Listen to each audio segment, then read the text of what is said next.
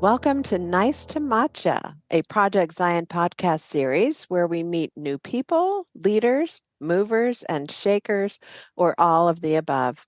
I'm your host, Robin Linkhart, and today I'm here with Janne Grover, who has been called to serve in Community of Christ as a counselor to the Prophet President and member of the First Presidency.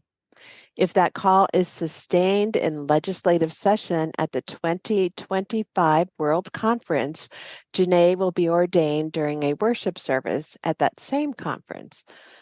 Janne, it is great to have you with us here today. Thanks so much, Robin. It is always great to be with you and to share in the Project Zion podcasts. So we know that you've been a guest on Project Zion before, but today we are going to get to know you much better. Let's start with the basics. So just take a minute to introduce yourself to our listeners. All right. Well, first of all, my husband, Kevin, and I live in Lee Summit, and our family has been active in the Woods Chapel congregation. My husband, Kevin, is a retired school administrator, and we have 3 grown children. Zach is a computer programmer at Community of Christ International Headquarters, and he is married to Erin Tinsman Grover, who is a cardiac ICU nurse at KU Med. Our son Dylan is starting his final semester at Northwest Missouri State University, studying exercise science with interest in further study to be an athletic trainer. And our daughter Caitlin is a sophomore at Graceland University, majoring in biology and chemistry with interest in becoming a veterinarian. And we have a sweet dog at home named Nike. I love that. I forgot about your sweet dog, Nike. Janne, you may hear her in this interview at some time. Oh, okay. That's good to know in case we hear from Nike. Janne, tell us your growing up story. Like, where did you grow up? What was life like for you and your family and in your community? Tell us about your interests and your hobbies. And we really want to know, where was God and faith in the mix of all of that for you? Yeah, well, I'll begin with the last question. And that is that God and this faith community have been at the center of my growing up story. My parents, Gary and Ramona Collins, have always been active in church ministry and leadership. And my sister Jerry and my brother Brad and I grew up immersed in all of the activities of congregational life, involved in every youth camp and reunion possible.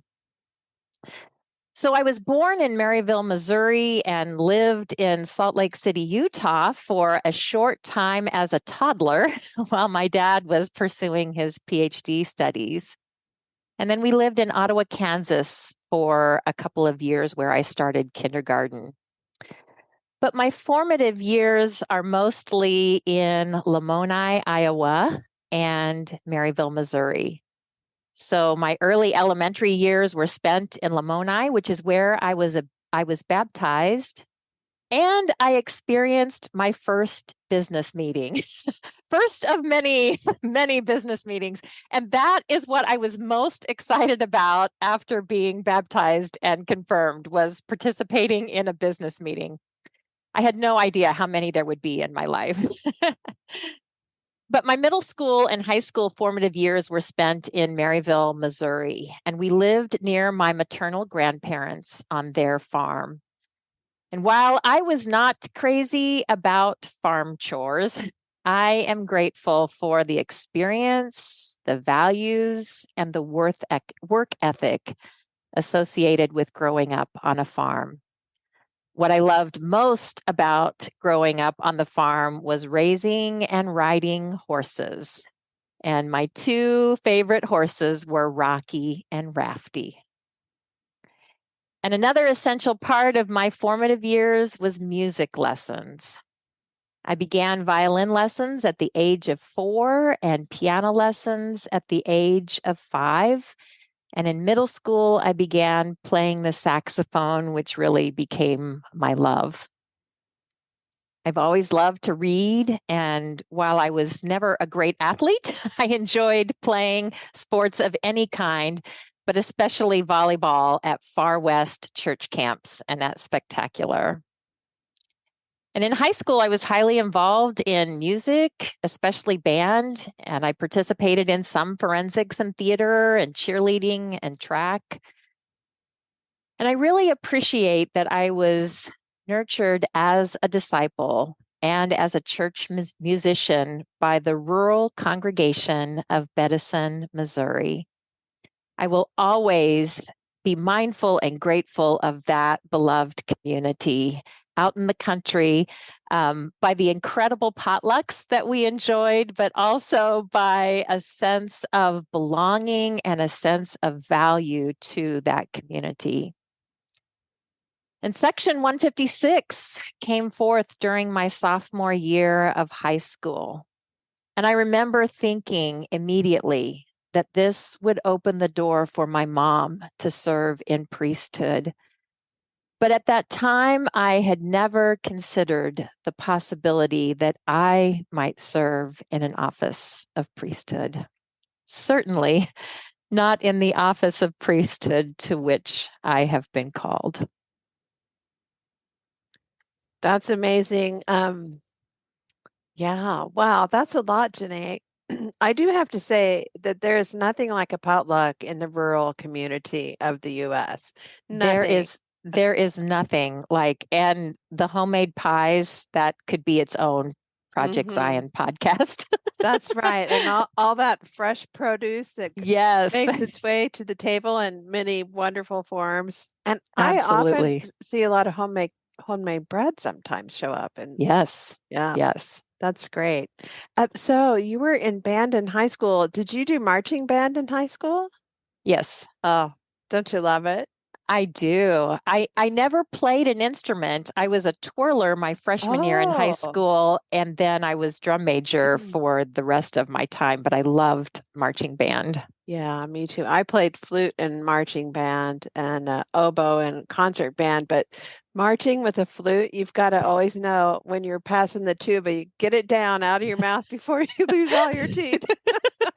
Exactly. All righty. So there you are in the heart of the US actually, and not far. Even Marysville is not that far from Lamoni, where you spent some time. So you're done with high school and you're ready to launch off to college.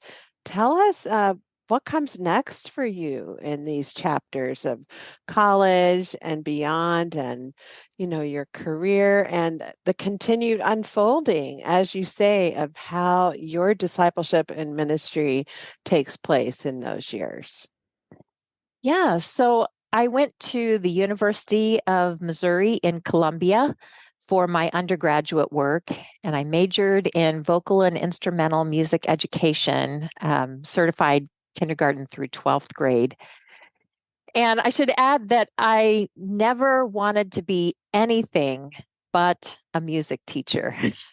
So that is what my interest was going into college. That's what I pursued all the way through my studies, and where my first career took me.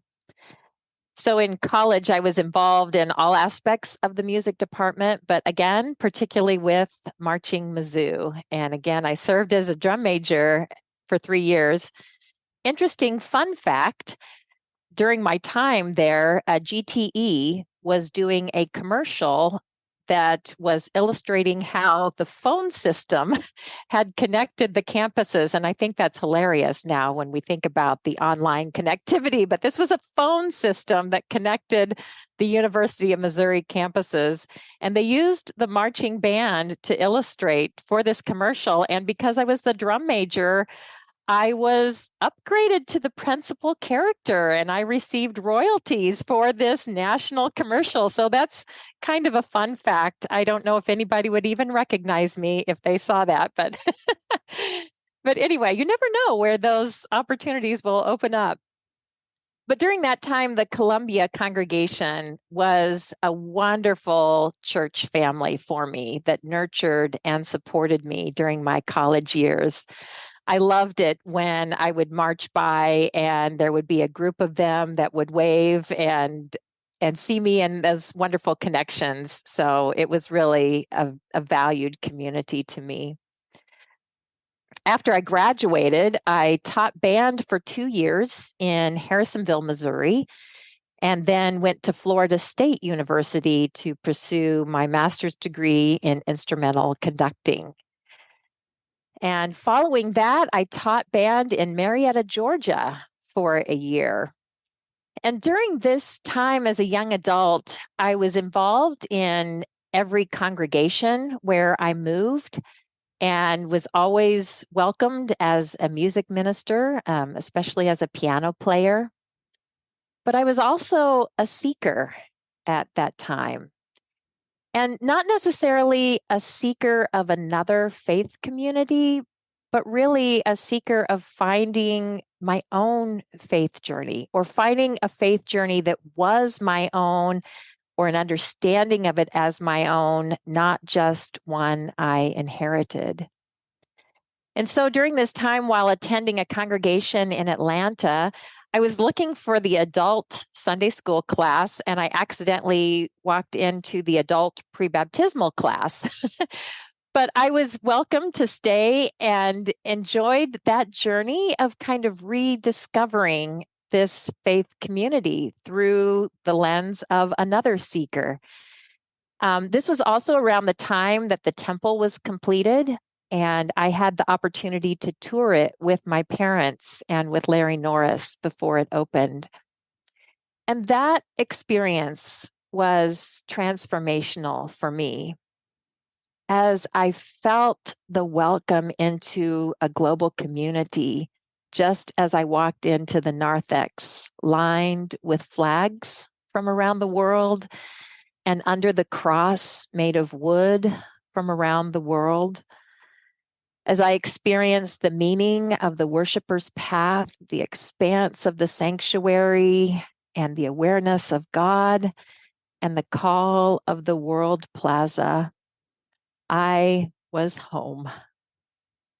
And I discovered a deep sense of belonging and recommitment to this faith community that is dedicated to the pursuit of peace. So in 1994, I moved to Blue Springs where I taught band. And I also started my specialist degree in secondary school administration and superintendency through Northwest Missouri State University. And while I never used that degree to serve as a school administrator, it has certainly been of great use as a church administrator in terms of principles about relationships and leadership. And this is where I met my husband, Kevin, who at that time was teaching science and coaching track and cross country at Blue Springs High School. So we were married in 1996, and I moved to Lee Summit High School to teach band. And then in 1999 is when I switched to teaching orchestra at Lee Summit North High School and absolutely fell in love with the orchestra. And this is when our oldest was born. And so I taught at Lee Summit North for 5 years. And both boys were born during this time. And so in 2004, I decided to leave teaching in order to be home with our boys.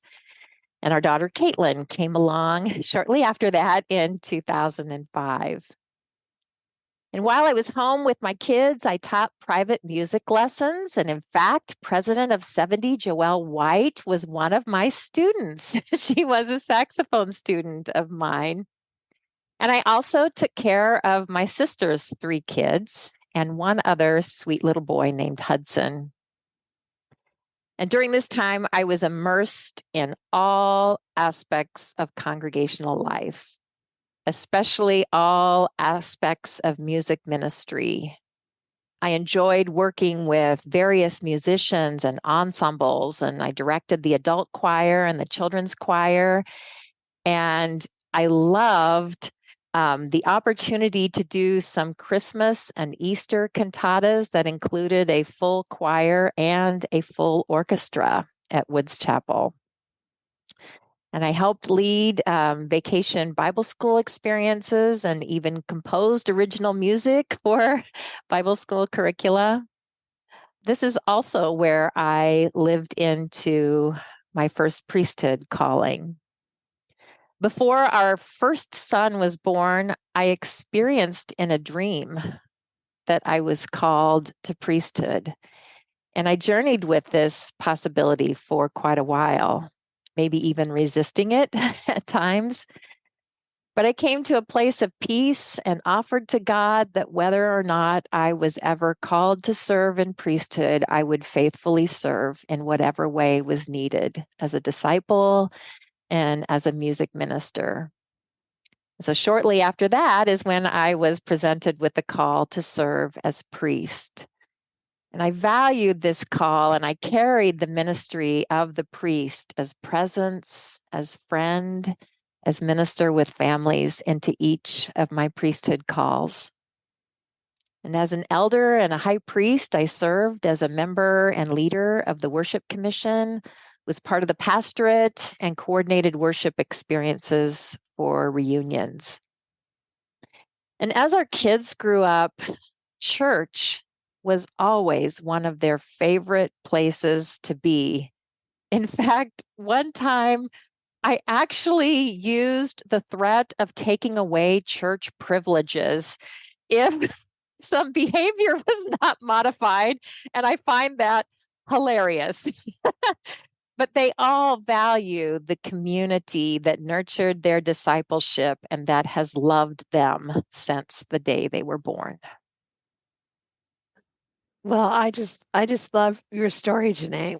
And I'm sure it did not go unnoticed by all of our listeners that somewhere out there there's a GTE national commercial featuring featuring you. I can imagine that might show up sometime in your future, in your future for sure. Really, really appreciate your journey as you were going into young adult 20s, early 30s of becoming a seeker. I think for many of us, we go through that, and you articulated it so well, kind of moving from a secondhand religious experience to a firsthand religious experience when the our story that's been passed on becomes truly your story. That's just so inspiring, and how that kind of, as you talked, it felt like it culminated into this really major experience as you experience the temple and that global identity that's expressed in the architecture and the different things that are present in that building, as well as the paths and um, that call out on the uh, the big, what is it called, where The World Plaza. the World Plaza, yeah, right there is. It just feels like that reconversion kind of experience. I mean, Daryl Guter talks about the continuing uh, conversion of the church, that Yeah, reconversion is so important to an ongoing faith journey. So, absolutely. and then listening to how that sense of call and deepening commitment to discipleship evolves into ordained ministry. So, Janne, I mean, gosh, your life has been full and so nurtured by the church, and your whole family. Church is part of who you are as a family, as it is for many families and community of Christ. But then there's this shift of deepening focus. So, what brought you to going into full-time ministry with Community of Christ? And tell us about the roles that you've served in over the years as a full-time sustained minister. Yeah. So first of all, when I was staying at home with the kids and working in different ways from my home, I also was seeking any opportunity for continued education with the church or deepening formation experiences. And so I really soaked up every opportunity, and I found this kind of hunger to learn more. But during this this time, a friend of mine who was working in the communications team at the time told me about a part-time prayer for peace coordinator position that was open at international headquarters. And I was intrigued by this, but I thought the timing would be better in a year. So I said, yeah, so let me know if there's something like this that's open in a year. But after several months and persistent invitation, in early 2011, I applied and was hired in that role. And it was an experience that I value deeply as I began to see myself more and more as a member of a global community and shaped by this daily practice of praying and working for just peace on and for the earth. And it was also fun because my kids enjoyed learning about the countries that we prayed for each day. So it was this shared experience in our family. And then in late 2012, I transitioned into the full-time role of disciple formation specialist. And this position aligned with my lifelong passion for teaching and learning, but also all of the ways that we are formed in Christ-centered community. And so during this time, I also completed my Master's of Arts in Religion degree with the Community of Christ Seminary through Graceland University. And that was really challenging as a mom with kids at home and all sorts of activities. But it was a richly rewarding journey that I loved. In fact, during my last class, I started grieving the fact that I was going to be finishing seminary, and I started Googling PhD programs, but my husband encouraged me to just simmer down on that one for a while, maybe revisit it. So it still lives in the realm of possibilities. But it was in early 2016 that President VZ stopped by my office and shared with me the call to serve as an apostle in the Council of 12 Apostles. And I had been wrestling for about a year with a sense of something stirring, and I wasn't sure what that was. But I spent time after being presented with the call, I spent a good deal of time discerning. And there was one moment when I was going to bed and I had this sense of grief because I felt the call so strongly, but I could not imagine how I could serve in the role and be present to my young family. And I felt this sense of choosing one or the other. And I had this sense of grief about that because there was no choice. There was no choice. It was not a matter of not choosing my family. But I woke up the next morning with kind of a fresh awareness that this was not for me to discern alone, that this was for us to discern together, and that I needed them to join me in this journey of discernment. And if we could be in it together, then I could serve in this calling. And so when I brought the family into this discerning journey, my oldest son's immediate response was, "Mom, this is important. You have to do this." And that was the spirit that my whole family brought to this call, to the call to serve as an apostle, but also to this call to serve in the First Presidency. And it is the incredible support of Kevin and the kids that has been integral to my faithful response and service as an apostle of Christ's peace. Wow. When you spoke those words of what your son said to you, Mom, this is important. You have to do this. Wow. That just spoke volumes all the way around. What a profound experience. And how wise of you to bring your family into that discerning process.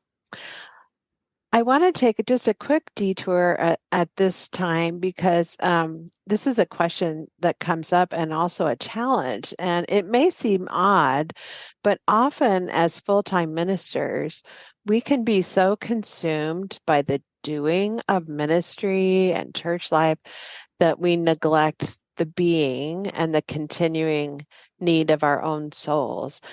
So, Janae, tell us a little bit about how you nurture your relationship with God in the mix of all of the press of a full-time minister and apostle for Community of Christ. Yeah, well, first of all, there was some wise counsel given to me in one of the first conversations that I had in responding to this call of get your calendar under control and schedule intentional time to nurture your own spiritual journey. That was wise counsel. And I recognized almost immediately that my calendar would just fill up as much as I would allow it to, and that I had to be very intentional about creating time to nurture my own journey as a spiritual leader. I love to read and write. And so studying and journaling have always been a part of my daily spiritual practice. I also love walking and prayer. And so that is also an important spiritual practice for me. So daily journaling has been an important part of my ongoing discerning journey. And like I said, when I accepted this call, I recognized the importance of intentional time for prayer and study. It's also interesting that as a mother of young children, I can't really say as a young mother because I was older when I became a mom, but when my children were young, I was introduced to a book that was titled In the Midst of Chaos, Tending Children as Spiritual Practice. And it's by Bonnie McLermore. I hope I got the author correct on that. But anyway, the title alone of that book opened me to a broader understanding of holistic spirituality that was fully integrated in the whole of life. And so that way of being shapes how I view the world and how I understand life in the fullness of God. So folding laundry is a practice of gratitude for the people with whom I am folding and journeying with, and for whom I am folding laundry, and this gratitude for the opportunity to share this life journey and to care for them and to tend to this simple, basic need. Cooking can sometimes feel like a chore, but it becomes a practice of gratitude in honoring the abundance of God's blessings and the fruits of the earth and the opportunity to care for my family. So that, like I said, that opened up a whole different way of being and understanding spirituality and spiritual formation. And I still make intentional time for prayer and study and meditation early in the morning, and usually on my back patio when the weather is nice. But I also embrace a sense of spirituality that is more broad and deep than what might be measured in mechanical time. It is better understood in relational time, and a sense of spiritual wonder and curiosity and a sense of belonging to the whole of creation and all of humanity. So that in and of itself is broad beyond imagination, but it's also just a glimpse of how I view my place in this world, and not a compartmentalized way of viewing spirituality or spiritual formation. Thank you so much for sharing all of that, Janae. You've really brought spiritual practice and spiritual being into such a broad scope of opportunity of connecting that way. I love the way you said It becomes relational, spiritual, a sense of wonder and curiosity and belonging. It just kind of weaves it into the fabric of your everyday life. Thank you Yeah. so much for that. All right, now we are ready to hear all about how you received your call to serve in the first presidency as a counselor to the prophet president of the church. Uh, just that whole journey for you. Share whatever you'd like to share with us about that. Yeah. So I guess I have sensed the Spirit stirring within me throughout our collective journey of discernment. As the World Church Leadership Council, our journey of discernment that began in 2020 is ongoing, but throughout that intentional journey, and also through our recent and intentional journey as the Council of 12 discerned who was called to serve as the next prophet president. And I recognized in my own sense of call both a deepened sense of apostolic calling that perhaps included a prophetic voice to it. But I also had a disruptive sense of possibility that another call may come to me. So when Stacy approached me and presented the call to me, I was both surprised and not. Not because I assumed that that call would come, but like I said, just a sense of stirring that there may be another call. Because of my deep love for all with whom I have served on the Council of 12, and because of my love for all who are a part of the field with whom I have served, there is a sense of grief in leaving the council. And that just reflects how much I love and value all of my colleagues and the whole of the experience of serving as an apostle of Christ's peace. But I'm also excited about creating space for new members of the council. And I consider it an honor and a privilege to serve the church in whatever capacity is needed. So I have to say that I bring to this call an ongoing and tenuous balance between humility and self-doubt. But I also bring my deepest longings and convictions and trust in what the Holy Spirit is up to among us. So this call is ultimately not about me. It is about the whole of who we are and how we collectively and faithfully respond in this moment in the life of the church. And so I come to this calling with a deep sense of humility, but also an excitement about who we are together. I realize this is still very new and there is a long journey yet to come.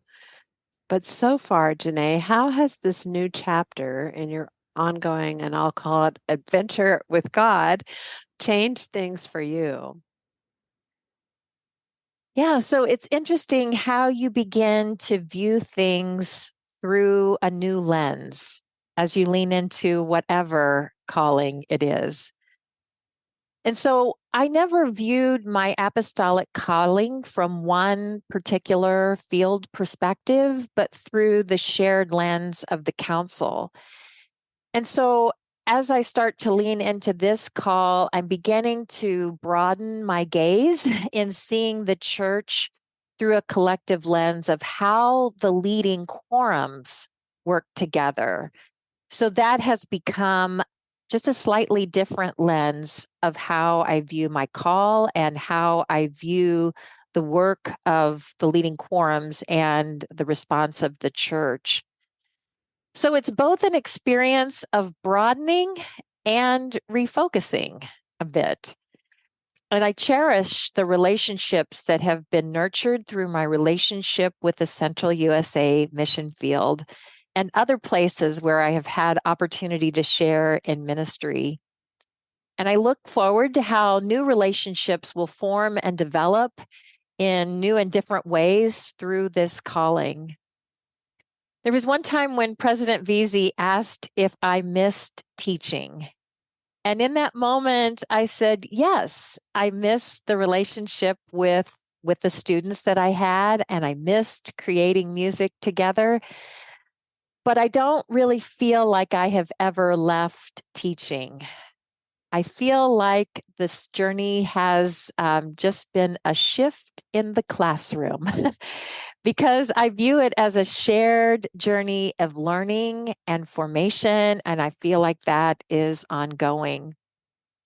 So I look at this new calling in much the same way, just a shift in the classroom and the makeup of those with whom I share a mutual learning journey. As you look to the future, Janne, what are your hopes for Community of Christ?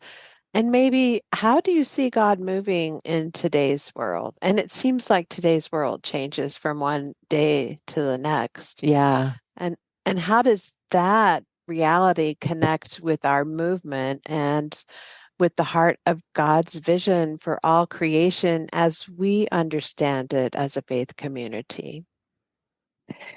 Yeah, so my initial response to one of your questions is to ask, where is God not moving in the world today?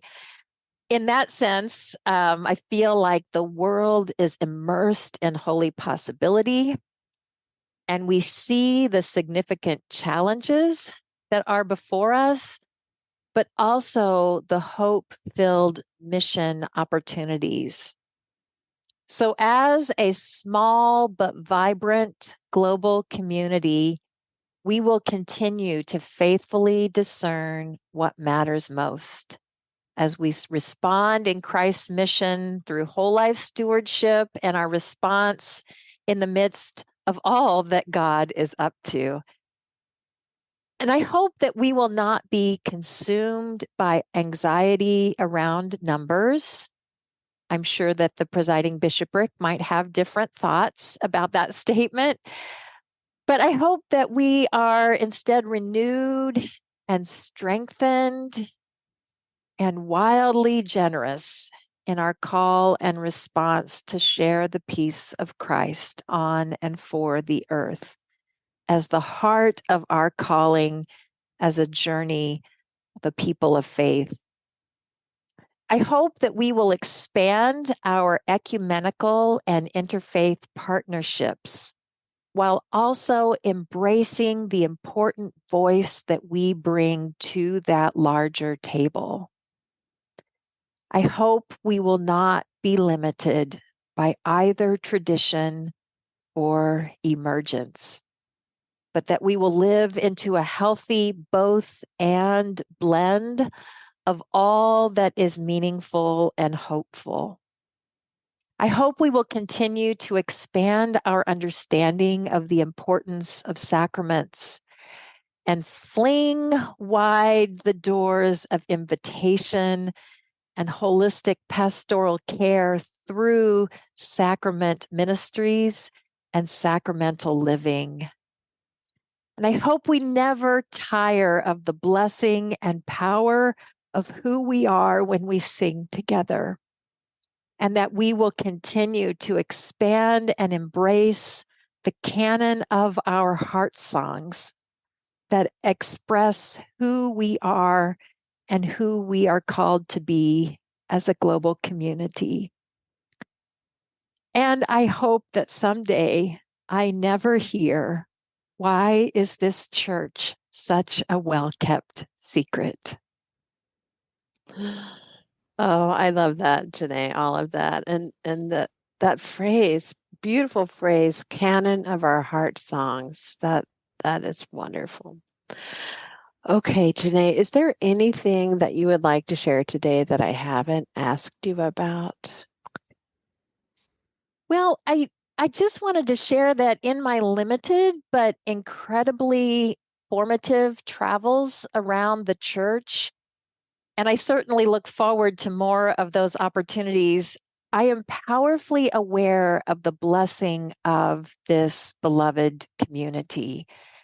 I am inspired by how people are being the church as the body of Christ wherever they live and serve.